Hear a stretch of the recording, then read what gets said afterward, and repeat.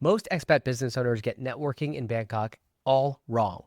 They rush to make quick deals, or even worse, they send their staff to networking events to collect business cards. I'm Scott Pressimone, and I've seen firsthand how networking has benefited my own consultancy. Today, I'll share the shift that I made that changed absolutely everything for me. Now listen, if you serve the local market in Thailand, or if you have operations in Thailand, networking is not optional. It's how you unlock partnerships, referrals, and other opportunities. But too many owners make the same mistakes. First, they assume that networking will not work and they don't attend any events at all. Second, they give up too quickly, maybe attending one or two events, saying, oh, there's not an ROI, and not going back after. Or third, they send unmotivated staff members to network for them because after all, they're too busy running the business, might as well get someone out to the events, and so they send someone off and hope for the best. I've seen people attend events because they're just following the boss's orders, and for them, it's a complete wasted opportunity. But on the other hand, I've interviewed several successful business owners here, and when I ask what they attribute their success to, the most common answer I get is that they're highly involved in networking. The shift that changed absolutely everything for me is this. I stopped chasing quick wins and I focused on forming genuine relationships. Networking in Bangkok isn't about how many business cards or name cards you collect. It's about people recognizing and associating you with your expertise. People do business with the people that they trust, so aim for depth, not breadth. One real connection is worth far more than dozens of forgotten contacts. The way I look at it is this. You're not trying to sell directly. You're just trying to meet people. The people that I've met that have had a big impact on my business aren't necessarily end customers. They're people that are other connectors. And those have resulted in helping me form other connections that turned into business. But if you're ready to network in Bangkok, how do you actually do it? Well, here are the 4 simple, fast steps. Step number 1 is know your value. You need a very clear, jargon-free introduction that people can understand quickly. Do not just state your job title. Do not just state your industry. Don't say something like, oh, I'm the founder of an immigration law firm here. That's not going to cut it. Instead, identify who you help, the problem you solve, and the benefit they get. So you might say something like, I help expat businesses in Thailand simplify visa and work permit challenges. It's very simple, it's very short, and at the end of it, the people you speak with, they're probably just going to remember the keywords. They're going to remember, oh yeah, that's the guy that helps with visas and work permits for expat businesses. But that's still a win. It's better that you share a sentence and the value proposition, and then they remember the keyword rather than you just sharing the keyword and hoping they remember it. Step number 2 is to pick the right events. Don't waste your time on every mixer. Choose just 2 to 3 events that you can attend every month and become a regular. The Bangkok expat community is super small, so if you become well known to some, then others will hear about you outside of that group.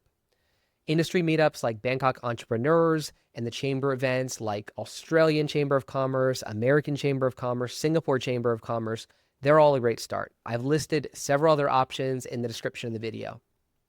I personally get the most value out of the events with entry fees like 500 to 1500 baht because you just get a bit of a better attendance there, and it's people that are more serious about meeting higher level people. On the other side though, even casual groups like Bangkok Dads or hobby-based events can be a great place to meet people because remember, you're not there to just pitch your services. You're going to meet people that are like-minded and they probably will form into some sort of business connection in the future. The key here is just to make sure that you're going to the events that you enjoy, that overlap with the type of audience that you want to have. Don't just attend things that you don't like, burn out, stop attending, then you're getting nothing from it at all. Step number 3 is to show up prepared. If there's an attendees list, check to see if there's someone who's attending who you actually want to talk to. The event coordinators will generally be very good at assisting you with introductions, but again, that comes once you become well known. When you actually begin to know the people that are organizing the events, then they'll ask you, or you can ask them for an introduction. The second thing related to this, though, is to show up on time. I know it's tough, you're busy, I get it, but if you're attending an event where there's like a presentation before the networking event starts, then try to go to the presentation because when everyone begins to show up, it gets a lot more busy and it's going to be a lot harder to have those deeper conversations. You might get some value from the presentation, but honestly, you're probably going to get a lot more value out of the people that you're speaking with at the start and before the networking really kicks off. Step number 4 is to follow up with intent. You might have a ton of great conversations, but if you don't follow up, you're absolutely going to get forgotten. Focus on just the 2 to 3 quality connections that you made, and then follow up with them within 48 hours with a personalized message. Now, this doesn't mean a pitch. This is certainly not a pitch deck. I'm suggesting if you talked about something interesting, send them a message or an email saying that you enjoyed the conversation or offering something of value. This is not a time for you to pitch your services, but rather just to begin to nurture that connection. And maybe it turns into a friendship, maybe it turns into a business connection, but you're taking that first step. Now, the other side of this is to invite someone out to a coffee conversation or a lunch. But I would be mindful about this because people are very busy. And if it wasn't a great conversation, they're not going to waste their time. Realistically, you're only going to spend time with people that you really trust. And people have limited time. They're not going to say, I want to sit down for lunch with you unless they actually think it'll be worth it. So you have to moderate this and do this only with the people that you really think you're going to be able to provide value to. Just remember, one quality connection can lead to a client, a partner, or just a referral down the line. Now, here's the challenge I have for you. Attend just one Bangkok event for the next 3 months. Aim to make just 3 quality connections that you want to nurture. That's it. Super simple.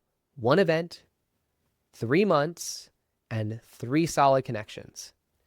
Now, to be clear, I don't think that's all you're going to need. I think you get the most benefit when you get highly involved in a group more than just attending their events, like joining a committee. However, this is just the start. I absolutely believe that if you do this, you'll start to see the benefit of networking and you'll realize that it's worth your time.